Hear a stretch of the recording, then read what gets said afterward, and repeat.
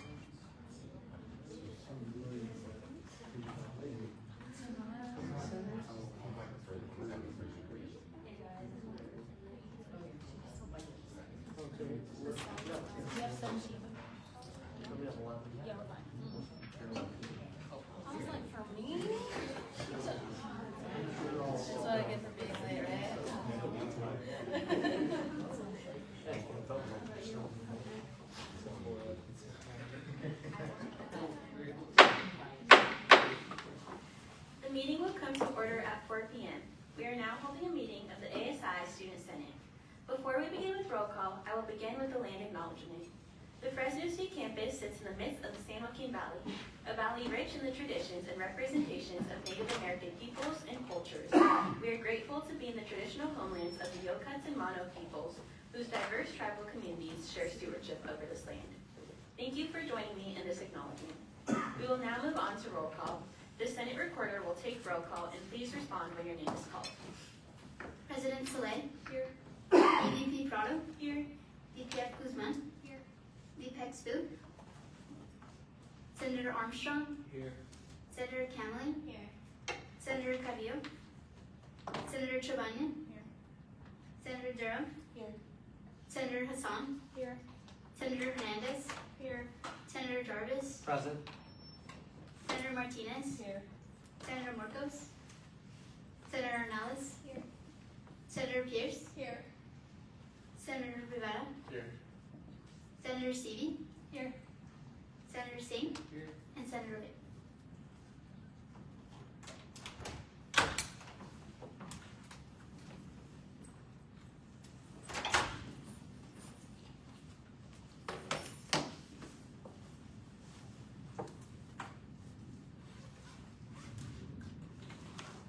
Thank you, Senate Recorder. There are 13 senators present and 3 executives present. Quorum is met. We will now proceed to item 3.0, public comment. Public comment is a time for any member of the public to address the Senate on any issue affecting Associate Students, Inc. and or California State University, Fresno. You can can either address your concern live during the meeting at the allotted time, or you can send your comment ahead of time via email to asi-vice-president@mail.fresnostate.edu. We will now open the floor to public comment. Each speaker will have 3 minutes to speak. If there's any public comment, please approach the podium. Seeing and hearing none, we'll be moving on to action item 4.0, approval of the agenda. Is there a motion on the floor? Senator Jarvis? So moved. Is there a second? Senator Trevanian? Any competing motions? Any discussion or debate? Okay. All those in favor say aye. Aye. All those opposed, same sign. Any abstentions? The motion to approve the agenda for April 22nd, 2026 passes. We will now open the floor for motions on item 5.0, approval of the minutes. The Senate will review the minutes from the ASI Student Senate meeting held on April 8th, 2026. Is there a motion on the floor? Senator Hassan? I motion to approve the minutes. Is there a second? Senator Jarvis? I second. Any competing motions? Any discussion or debate? Okay. All those in favor say aye. Aye. All those opposed, same sign. Any abstentions? The motion to approve the minutes from Wednesday, April 8, 2026 passes and the minutes will be adopted. We'll now be moving on to item 6.1, Campus Resource Reports. Each speaker presenting a Campus Resource Report will have 10 minutes to address the Student Senate. Are there any Campus Resource Reports? Seeing and hearing none. We will now move forward to item 6.2, Campus Administration Reports. Each speaker presenting the Campus Administration Report will have 3 minutes to address the Student Senate. Are there any Campus Administration Reports? Seeing and hearing none. We'll be moving on to discussion item 7.1, Office of Ideas. The Office of Ideas team will provide an overview of their programs, services, and resources available to students. The presentation will also highlight ways ASI can increase awareness of these resources and explore potential opportunities for collaboration to better support the student body. The Student Senate has allocated 15 minutes for this item, and the floor is yours.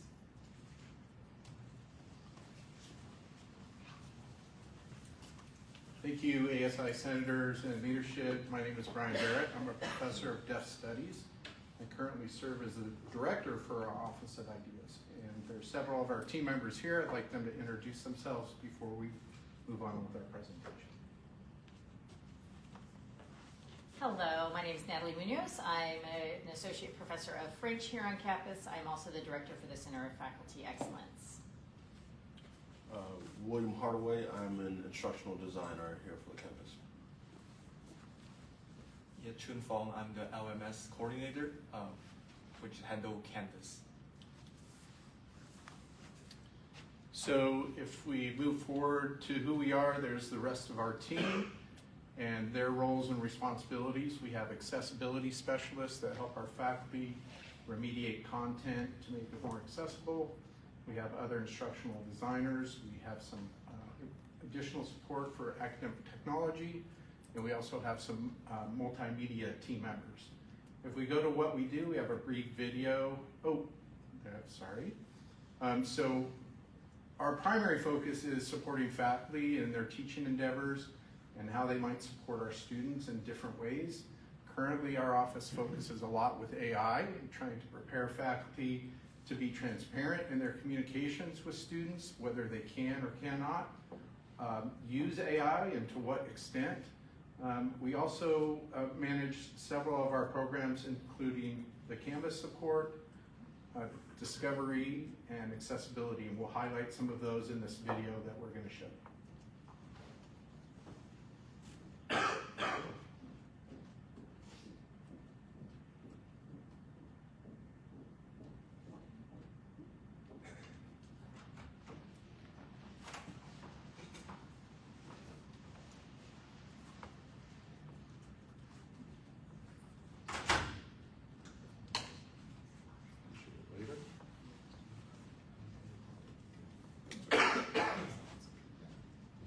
That's okay. It looks like it maybe is a PDF. So at your leisure, you can watch that video. It's a couple minutes and it highlights some of the things we do. If you move to the next slide, there's primarily 3 areas that our team and office provides in terms of student support. One is we manage a Affordable Learning Solutions program.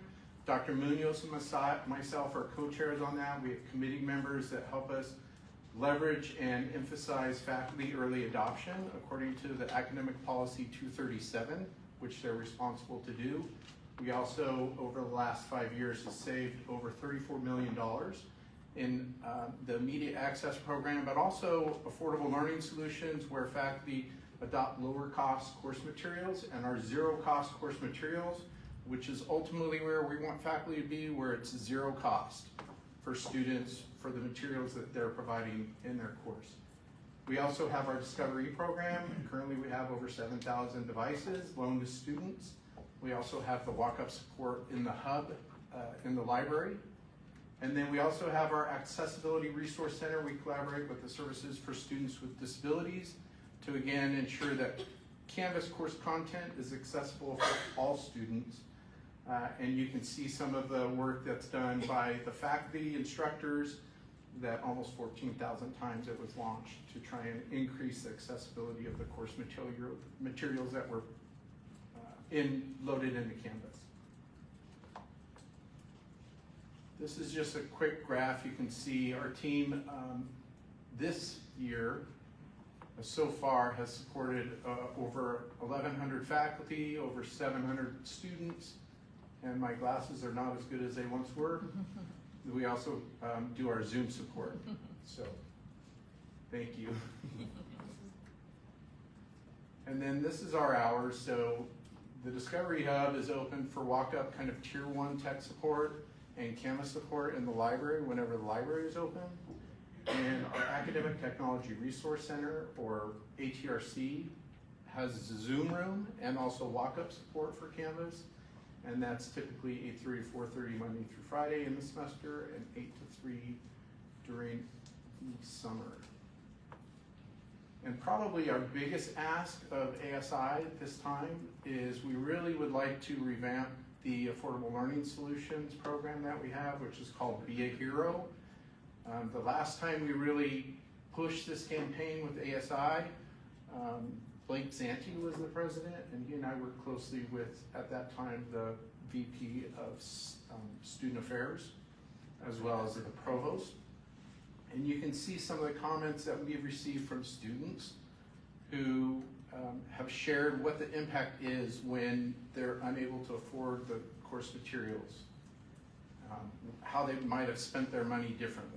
And so that's probably our biggest ask of ASI at this time, that we collaborate and revamp that and have messaging to faculty of the importance of adopting those low-cost course materials.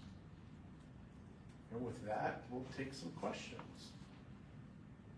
Does anyone have any questions for our guest today? Senator Seti? Hi, it's nice to see. Hi, you guys. I spoke with Natalie like 2 weeks ago about like getting kind of a repository together for uses for like AI for faculty who are maybe apprehensive about using AI, stuff like that. I'm wondering, are you planning on making anything similar like that available to students, say, like, so that students can see what is available out there, instead of the experience of some students where all their professors are just like, AI is bad, don't even think about using it, you know, just to see what is being done. And are you referring to more like how students could use it to study and learn, or? Yeah, or ways that others, like teachers, are using it in the classroom. You know, I know part of what we were doing on the AI for Teaching and Learning Committee was, you know, getting those course designations for different ways faculty are using AI in their courses. But maybe it might be helpful if you guys already have a bunch of faculty together, like, oh yeah, I use AI in this class, I'm gonna use it this way, and so that students could access that as well if they want to explore it more. Yeah, we just published our repository a couple of days ago. Okay. And so now, I think we're getting some initial feedback from a few faculty, but it will be available, and our hope is to grow it. In terms of whether students can access that would be a yes, a definite yes.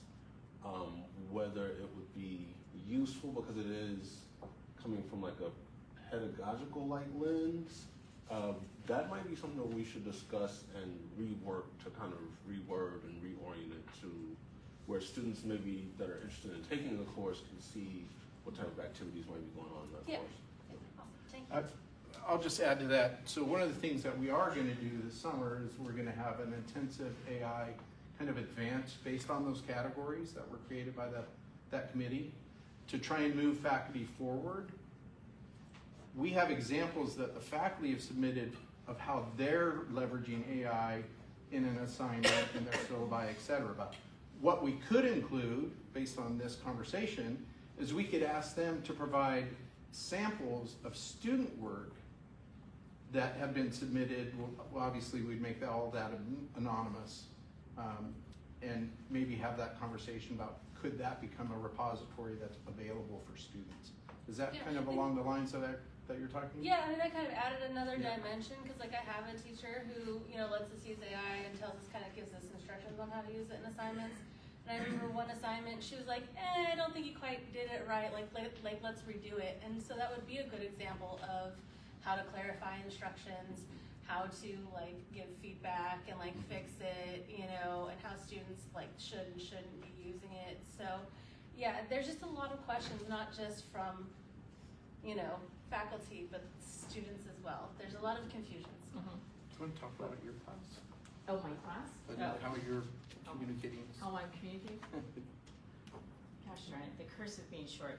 So, Sarah, I can't remember your last name. Senator Sarah. Yes, just that to let works you too. know. I just want to follow up on the first thing. So she and I were on the AI Committee for Teaching and Learning. We came up with classifications or areas, as we call them, because we didn't want to rank, on how faculty could self-report how they're using AI in the classroom. Just to let you know, that survey was sent out to all faculty on Monday. Oh, nice. So I didn't even think to tell you, because you're a student, you wouldn't have known that. But so for all of you, your faculty should be reporting on how they're using it. And that could be no, we are not using it at all, or there are 4 areas that range from it's a topic of discussion, we use it for an assignment, we use it to create, or we use it to explore, and then full on, we are developing AI. So those are sort of the areas. How I use it in my class, I feel so silly. I feel like it's, you guys keep telling me it's great. You guys are gonna laugh at me. I had my students write their GE portfolio essay in class by hand. And I'm like, great, you've got a voice, you have your view, your takes, and now you can plug it into AI to enhance, but not to replace. And so that was one use I did, because I want students to realize that AI is not to do the work for you or to replace the work, but to add, suggest, but never replace. And another thing, I had students analyze a song in French, and then they made a video. That was sort of it. So those are my 2 uses. Thank you. Any additional questions? Operations Manager Lizitza. Hey guys, how you guys doing? It's great to see you. Thanks. I know, just yesterday we saw you. That's right. I was just gonna ask. I'm being a little dishonest. I already know the answer to this, but I'd love if you guys could answer it for me. I know you guys have said that you guys have suggested language to be included into teachers' syllabuses, right? Into faculty syllabuses. Do you have a suggestion, or do you have a pathway, or is there any way that the students here or students watching could help in pushing? Because we just had Dr. Hall here the other day in one of our other Senate meetings, talking about how the academic senate runs things. Is there anything actionable that students that are watching or the students here can do to help require language to be included into syllabuses? Or are you guys not there yet? Well, all policy needs to be in the syllabus. So if faculty are going to hold you to a no-use policy, it better be in the syllabus, because that is sort of what faculty and students and deans and will go back to. So if it's unclear in any way, as a student, the first day of class, when they're going over it, I would say, I don't see your AI policy, or this is unclear to me, can you please clarify your AI policy? And that would then, of course, force said faculty member to do that. That would probably be the best way. And don't say this must be done, but just say, hey, I'm unclear on this. And this is important because I need to know so that I don't violate the rules and I can use it in the way that you intend me to use it. I would do that. I'm not saying it's too late now. If you still have assignments that you're working on and it's not clear in the syllabus, you could send an email, ask a question in class. That would be my suggestion as faculty. I would also add that from a student lens, that's certainly a great first step. The Dean of Undergraduate Studies, Dean Muscat, manages what is called the syllabus template that all faculty are supposed to adopt. I'm not sure if that's a policy. I don't know the policy number for that, or maybe if that's a common practice, but as a faculty member, that's what I always heard. You have to use the syllabus template. The syllabus template outlines everything that the university says needs to be included in the syllabi. Currently, there's no AI statement. It's encouraged. Our team has varying degrees of AI usage to non-usage and other language and a resource, but it's not part of the syllabus template. So I would just add, if there's nothing in the syllabi and you're not making progress with your faculty for clarity, you could reach out to Dean Muscat's office. I also anticipate at some point there will be some language in that template. I'm hoping for fall. I'm not going to hold my breath. Well, thank you for your answers. Yeah, I'll add, I'm part of the committee that is supposed to start to put forward a proposal to the Academic Senate and the Dean of Undergraduate Studies to make that a part of the syllabus template, but we're just getting started on that. Thank you so much. Any additional questions for our guests today? Seeing and hearing none, thank you so much for joining us. We appreciate your time. Thank you all.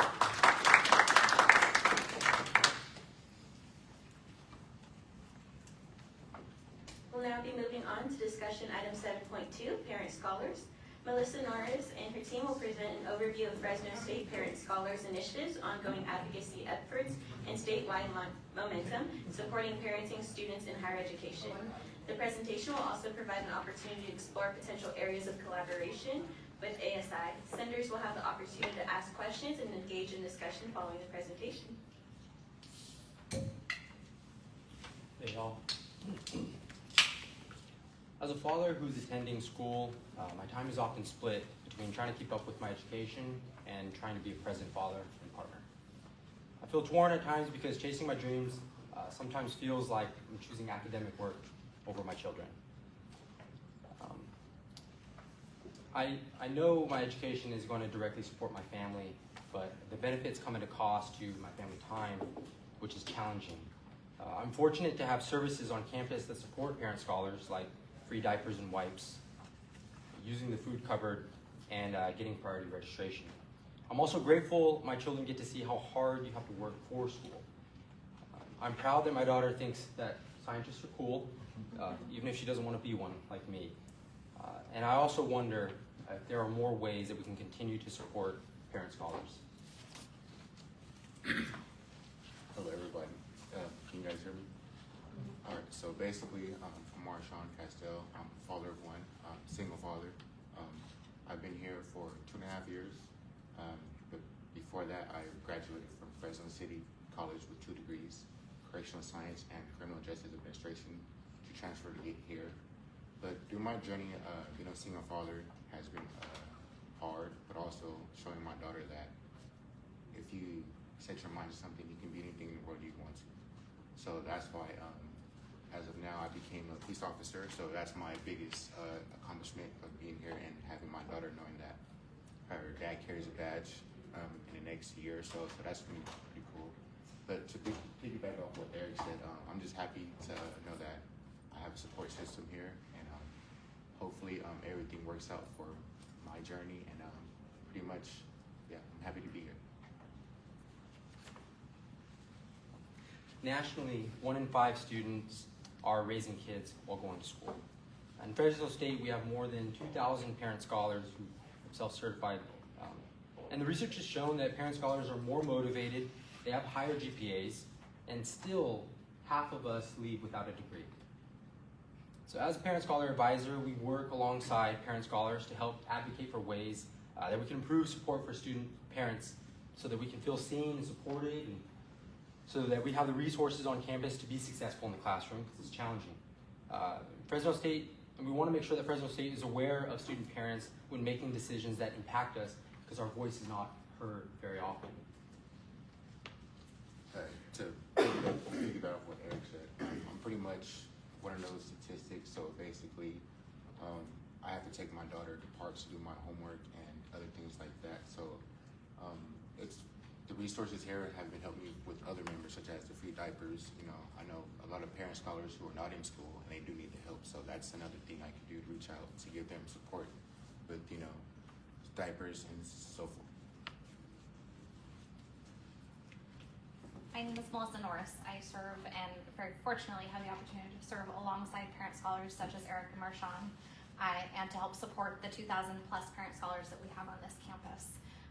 We have been working really hard over the last 3 years or so to really elevate their voices, with 1 in 5 being that national statistic, and we understand that 2,000 is really an underrepresentation of what we anticipate truly is here at Fresno State. So if 1 in 5 of our college students are raising kids, we really have to think differently in higher education about how we support them. So our Parent Scholar program, as you can see from some of the materials that came around, is really designed to try to help support and hopefully try to make things a lot more streamlined and supportive for our student parents, that they're able to access the supportive services that they need. We ensure that our Parent Scholars are available to receive priority registration so they can get the class schedules that support not only themselves in being able to complete their academics, but also to be able to get the class schedules that work with their kids' pickup schedules and sports schedules and all of the other fantastic things that they are juggling with their responsibilities. We're able to help connect to them to services like our child care on campus to ensure that they're maximizing financial aid, that they're connected to resources like the Student Cupboard or the Center for Essential Needs, that we're able to provide those diapers or baby wipes, also courtesy of you guys. So shout out to ASI, because you guys are the reason we've been able to expand to offering baby wipes with our diaper distribution program. I also just want to kind of shout out, as you guys can kind of see that year in review, we've been able to do a lot, and this is just a snapshot of the academic year. It's not conclusive. Obviously, we haven't finished even out the academic year, but this just gives you a rough snapshot of some of the things that we've been able to accomplish. 60,000 plus diapers that we've been able to hand out since August of last year. We were able to give out school supplies to 275 of our parent scholars. This year, as we kind of move into graduation season, we'll be giving out Parent Scholar graduation stoles for the very first time. This is something, in one small way, we hope to be able to honor the commitment that it takes for our parent scholars, not just for our parent scholars, but for their families. It is truly a full family experience, as you've heard from their testimonials. It's a sacrifice they make not only for themselves, but for their families as well. And so providing that opportunity to honor them is one of the things I'm really excited about. We have some big dreams that maybe someday we can also get their kids to walk the stage with them at graduation. So just, you know, sweet little plug for that someday in the near future. But I think right now as a program, our primary goal has been trying to develop partnerships so that we can make sure that our parent scholars are in spaces that their voices are heard, that they're elevated, and that when we're making decisions that impact our students, that we're thinking about the student parents and kind of what that looks like, because their experiences are very different. We really want to open the door, obviously, for conversations, for collaboration. We want to answer any questions you guys have today. We also want to kind of look forward towards the future and thinking about how we can collaborate. We know September is National Student Parent Month. I have big dreams for things that we might be able to do in that month to be able to honor and celebrate our student parents. But for right now, we'll open it up if you guys have any questions for myself or for our parent scholars here today. Senator Sunny. Hi. Fellow parent here. I'm so happy to see you guys up here talking about your experience, because most of the parents on campus usually don't find each other and talk about things, because, you know, we can't tell that we're parents, right? We don't walk around saying, hey, look, I'm a mom, or hey, look, I'm a dad. But I've really enjoyed seeing like this effort grow. I mean, I've been on campus for 5 years now, and my first year here, I was searching for support for student parents. And it was barely just getting started. And to see where it's come is like, it's really nice. I'm signed up for the that party, I'm coming, I want my stole. Though I'm glad I'm not having to take my kids on stage. I'm just saying. It would have been a nightmare. Optional. But one of the things that I really would kind of implore, like you're talking about making connections and working with other people, is one of the biggest frustrations I had was with like different student involvement activities, because I would want to bring my kids to the Halloween thing, and then like we'd go to tables and like, only students, not their kids. Like they couldn't get like candy or handouts or do any of the stuff. And it would be great to have more family like inclusive events, wording, trainings. You know, ASI is really great when I bring my kids to stuff. I'm like, oh yeah, no, here, have a piece of pizza or have some candy, like we know your family. And it's just without there being those conversations and kind of showing that like, you know, people show up with their kids sometimes. They're never told not to, but when they show up, then they're told that like their kids can't also participate in the fun. So that could be conversations like the next step of a family-friendly campus that I would love to see. And that's all I really have. I just have to say, I appreciate the comment, and I think the culture shift is part of what will take maybe a little bit more time, but it is something we're having a lot of conversations about.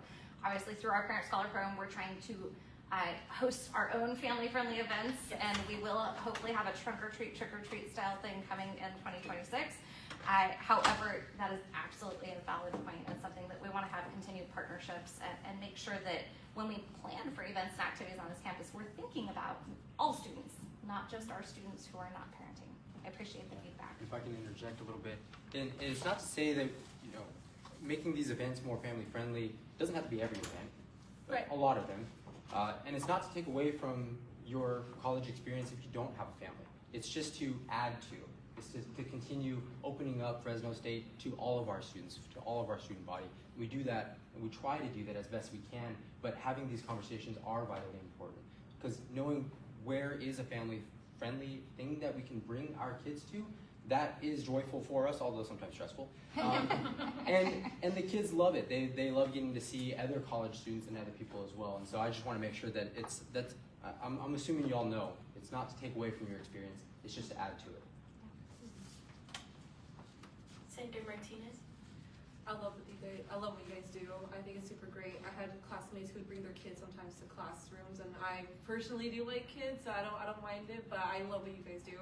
Another, to piggyback off what Sevi was saying, was, you know, ASI also hosts tailgates for every football game. Maybe one of those tailgates could be a student scholars collaboration, and I actually think it's a good idea, because if you think of like building, you know, future Bulldogs or loyal Bulldogs, I mean, how cool is it for, as kids, coming to see the Fresno State campus, go to Fresno State football games? So I think that could be a possible collaboration in the future, not to speak on, you know, for ASI, but, you know, something like that, maybe a tailgate would be another cool opportunity. And I think that's a good way to pitch it, is that these kids will see other college students, see Fresno State, grow up loving Fresno State, the Valley, and maybe they'll even be students one day too, to follow the parents' footsteps.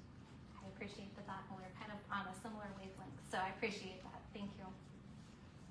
Any additional? Senator Hernandez. First of all, thank you guys for your presentation. Like Kirsten had mentioned, I also have a lot of parent scholar friends as well. I did want to ask though, and maybe Senator Sevi can help me clarify this as well with the priority registration for parents. Do you guys feel as if you guys are able to get all the classes you need in order, because I know you guys have parental duties as well, like with your kids' schedules. Do you guys feel as if, because I know there's different priority registrations, that you guys are able to get the classes you need? So with that being said, I'm also an advocate of multiple programs, Renaissance Scholars, College of Social Science, and Parent Scholars. So for me, it's kind of a hectic, if we can get our classes, our registration moved forward, like maybe like sooner, but for me, it's been like a kind of a like hit and miss. And then to answer your question, yes. So I have to take another semester here because of your same situation. So that frustrated me a lot more. But so overall, I mean, it's all about how you deal with it. Yeah, and on top of that too, I mean, I've not had a major issue with getting my classes. I've been very fortunate that being in chemistry, not a lot of people want to take those classes. So I don't struggle as much as a lot of other people. But one thing that I do struggle with that I think can give some insight, glean some information there, is that when I'm thinking about events like this event, I had to ask my partner, my fiance, if she could watch the kids a little extra long if I could get home an hour and a half later than usual, because I have a commute as well. And so these are the things that we kind of have to think about. If I had to worry about a late night class, I'm worried about, am I really comfortable asking my fiance for half a year to pick up the extra slack of cooking all the dinner, getting my kids ready for bed, and then me showing up hopefully in time for bedtime. And so priority registration, I don't know how difficult it is. I don't have that information because I've been lucky, but I think that's something that you can think about moving forward if that is a major issue for other students as well. And I could speak briefly, if I can, just to, so parent scholars do receive what is classified as priority 2 registration currently. So they don't receive priority 1, but priority 2 provides them with the first hour of the day of their class level. So it'd be at either 8 or 8:30 based on their day of their class ranking. Yeah. And then, sorry, if I do a follow-up question. With the daycare as well, can you kind of like explain how that process looks like getting into? Yeah, so our child care facility, obviously limited seating depending on age groupings and things like that too. I probably our most impacted child care age grouping is going to be like the infant room, because the ratio of child to teacher is going to be a little bit different. But honestly, the process is as simple as completing an application and submitting that directly to the office. The great part is, even as early as a student is expecting, they can submit an application and get onto a wait list. If they know they're coming to Fresno State, they can get on a wait list and then kind of get put on that. Students do have that first priority of being able to receive that child care, and for most of our students, they are able to receive child care for free. If there is a cost, it is very, very, very low cost. And again, there's probably lots more details I could share, but the details are linked at least on this handout here if you wanted more information. I'm gonna ask another question, so sorry. Also, just to kind of piggyback off of what you had mentioned of parent scholars who are expecting, would they then also be getting priority registration, or is that only when the baby is here? No, that's an amazing question. So our pregnant scholars absolutely qualify still. They just have a different process. So for parent scholars who already have a child who is born, they are able to go through and self-certify on their own in their student center. For our pregnant scholars who it's their first child, all they have to do is reach out to me directly and let me know their due date and their ID number, and then I'm able to go through and manually add them into the system to receive priority registration. Now there are funky deadlines in place that you have to complete that process in time to get priority registration for the following semester, but all of that can be done directly with me. Yeah. Senator Jarvis, and then we'll go. Senator Cousins. Thank you, Chair. Just want to say appreciate the presentation and the testimonials, including from you, Senator Sevi.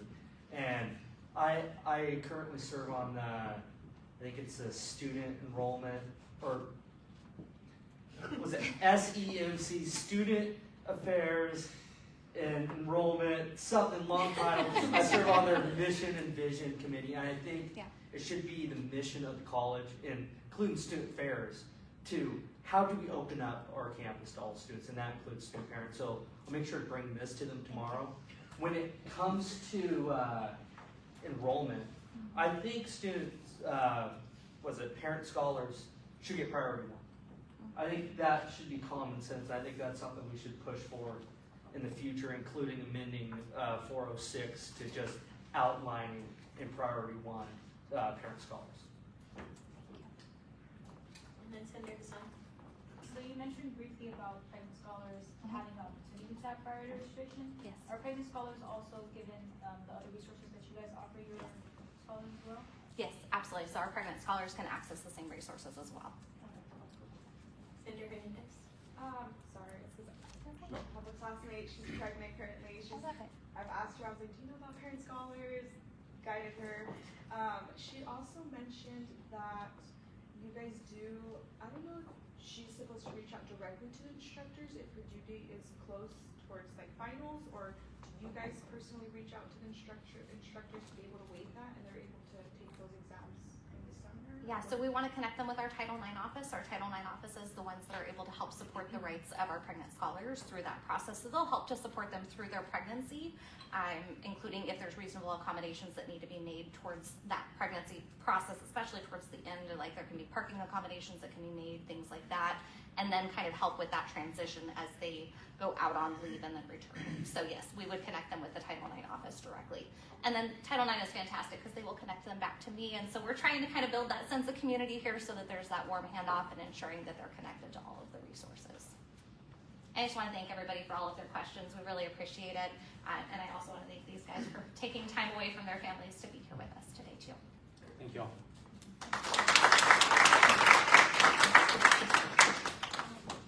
Thank you for joining us. We'll be moving on to action item 7.3, financial consent calendar by BPF Guzman. Hey guys, so this is my last financial consent calendar ever. And there's only 2 things on there for sponsored activity grant. There's one for the Entrepreneurship Club for $2,500 and one for Sustainability Club for $1,425 and 9 cents. If you have any questions, please let me know. And with that, I yield my time. Are there any questions? Okay. I will now open the floor for motions. Is there a motion on the floor? Senator Hernandez? Motion to approve. Is there a second? Senator Martinez? Second. Okay. Any competing motions? All those in favor say aye. Aye. All those opposed, same sign. Any abstentions? The motion to approve the financial consent calendar passes. We'll be moving on to 8.0, second public comment. Members of the public are again invited to address the Senate on any issues related to ASI or California State University, Fresno. Each speaker is allotted up to 1 minute. If there is any public comment, please approach the podium. Seeing and hearing none, we'll be moving on to item 9.0, reports. The first item is 9.1, executive reports, starting with President Saleh. Hi everyone, sorry, it is a bit of a longer report. It's not slowing down at the end of the year. Just some updates. My report has everything I've been on, but I just came back from Hill Week last week, my little souvenir from the CSU, made in the CSU, and some things I'm working on that I want to tell you. Olive tree proposal to the Peace Garden Committee. Thank you for passing the resolution. We're getting really good feedback and it's really acceptable. Somebody actually donated an olive tree after that meeting. So shout out to them. And I'm working also on trying to implement, because of Senator Jarvis's idea, it was a really good idea when we had Academic Senate Chair Hall come about liaisons. So I'm trying to work on that for a member from Academic Senate and then the President's office. So Jason is back there. He's the Executive Director of Government Relations. He also just got back from DC. So that's why he's here. So I'm trying to implement that and try to figure out how to make that in our bylaws or in the agenda for next time. Still working on it. Some announcements is Shop and Swap is happening. So please donate your clothing. You have till April 27th. Please, please, please donate your clothing. And even better, please make it to the assembling if you're able to. Susie sent an invite a long time ago to everyone to kind of put a hold if you're available. It takes a lot. Glenda knows and Diana. It takes a lot to hang those clothes up, to fold them, and get them ready. It was a really popular event last semester. And then another announcement is Ruben Miller, a sociologist, is coming to our campus from Chicago next Wednesday. ASI actually sponsored his speaker fee. I read his book for a class for Dr. Emma Hughes. It's a criminology, global social issues class. He's amazing. The book, read it for the final. I cried an hour before the final. It's really good when I finished it. It's 6 p.m. next Wednesday at the Rec Center, that big lecture hall, so hopefully Senate doesn't go too over. But if it does, that's fine. That's our duty to be here. And then I was supposed to announce this last Senate, but Operations Manager Freddie is now ASI Director of Operations, so new title. Should have announced it 3 weeks ago, but I forgot. So yeah, congratulations, Freddie, well deserved. And then one last thing is on Monday, April 20th, I issued an executive order, and I appointed Susanna Kovalenko to the ASI Appellate Council for elections to help ensure that the council has quorum to meet as needed, especially during election season, obviously. And under the election code, the Senate may request to review or cancellation of the order by simple majority vote at our meeting next week. And student appointments to the appellate court, which was done a while back in my consent calendar, are also subjected to your guys' removal if need be. You guys approve them, but you could always remove them. You guys have that power. And if no action is requested by Friday before the agenda is published, then the order will remain in effect. And yeah, that's it. I yield the rest of my time. Thank you.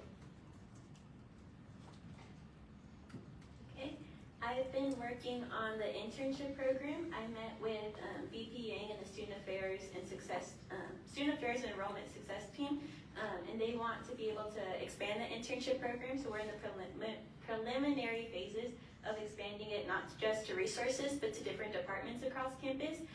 And so that'll be something that goes on in effect with the IRA increase that was able to pass that allocates money to internships. So that is something that was fruitful, and it started in ASI, so that'll be really cool to be able to kind of see grow and progress throughout different departments so students have jobs on our campus. And then also, I'm working on the credential survey outreach and still just pushing it out to students and making them like aware of this opportunity and selecting the course modality that best aligns with what they want. And then I'm also on the AVP search committee and the Dean of Graduate Affairs search committee. And so those searches are happening right now. And that's what I've been working on. And then I yield the rest of my time. Hey guys, so I don't have much, but I am starting to work on all my transition stuff for next year. So for whoever is in a position next year, and then honestly just a lot of IRA meetings, a lot of like separate meetings. But with that, I yield my time. Then we'll be moving on to sender reports, starting with Sender Armstrong. Hello everybody, I'm in 2-2B, still working on that proposal, but yeah, get that stuff. Go ahead. Hello everyone, the Kermit patio is now finished, so thank you to everyone that helped. I have also been working on the Kermit Dean Search Committee and welcoming the prospective deans to campus. And yesterday I was able to host a sub-workshop along with some of the members from the Kermit Leadership Council. Yeah, and then with that, I yield my time. Okay, so I don't have any updates. So with that, I yield my time. Hi everyone, I also don't have any updates, so with that I yield my time. Hey guys, I had my Earth Day event today. It went really, really well. It was a really good turnout. All of the goodie bags got passed out, so thank you to everyone who helped. And yeah, with that, I yield my time.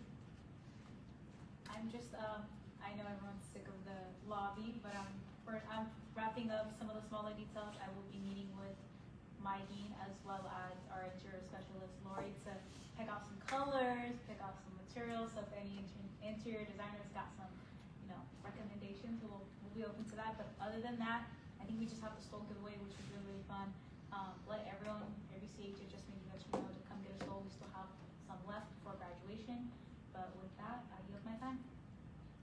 Hi everyone. So I'm still currently working on the Sip and Paint, which would be held at the South Valley campus with a possible collaboration with OCSL. If you guys want to join in on that, please let me know. It'd be really cool to show South Valley students who their representatives are, who their student representatives are. And then I'm also still working with Senator Hassan on an event in collaboration with class, our May 6th, 11 a.m. to 2 p.m. Sorry, 2 p.m. But yeah, other than that, I yield my time. So I'm serving on the Student Affairs and Enrollment Management, finally got the title right, Mission and Vision Advisory Committee, and I got volunteered for co-chair somehow. I also filled in for Cam on the Priority Registration Committee, where we held the line, and ASI is staying in Priority 1 for now, which is good. Other than that, I'm working on some little finals event. I want to give out snow cones to students, and with that, I yield. Hi guys, so I am working on senior send-off. I mentioned that before. It's actually exciting. Instead of doing one day, we're going to extend it for a whole week. So the Credit School of Business will have a whole week of events for graduating seniors, including photo ops and cap decorating, as well as I'm doing a special tassel giveaway for students, for graduating seniors who sign up for our CSB alumni association. So yeah, that's what I've been working on, and just trying to stay afloat as I get closer to graduation. But with that, I yield my time. As of right now, the only thing that's really taking my time is coordinating a photo shoot. I guess people with the different organizations associated with Greek Life and Maldives, and with that, I yield my time. Hi everyone, so I had my event last week, and so now I'm just trying to give all the giveaways items to the people who won. And so that's pretty much what I've been working on. So with that, I yield my time. Hey guys, I'm working on my campus impact project right now. Everything's all set up. I'm just waiting on my dean's approval. And then I'm currently helping students with their summer internships and scholarship opportunities for next year. Hi everyone. May 1st is my event. If you want to come take pictures on Valley Children's Stadium's filled. Come on. It's not just for graduating seniors. Anybody can come. But we're gonna be there about. I think the end time on the flyer is 7:30, but we're gonna be there till probably 8:30 with the lights on. So if you want pictures with not a lot of people on the field anymore, come on. But yeah, May 1st is Friday, so that's my event coming up. With that, I open up. Happy birthday.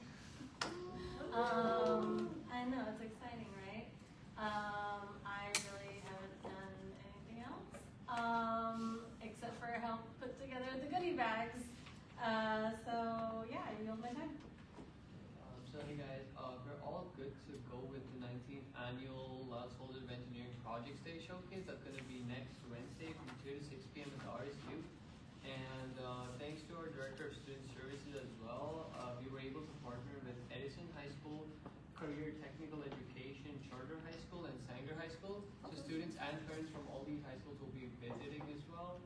And again, this event is open to everybody. Everybody's invited, everybody's welcome. We have free food, and the event is also free and open to the public as well.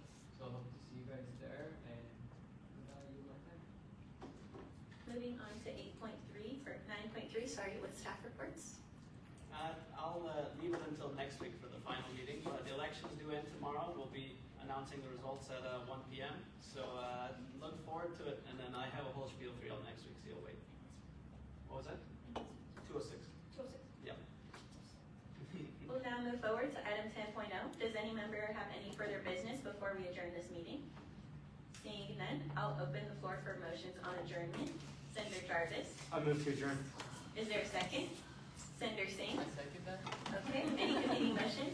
All those in favor say aye. Aye. All those opposed, same sign. Any abstentions?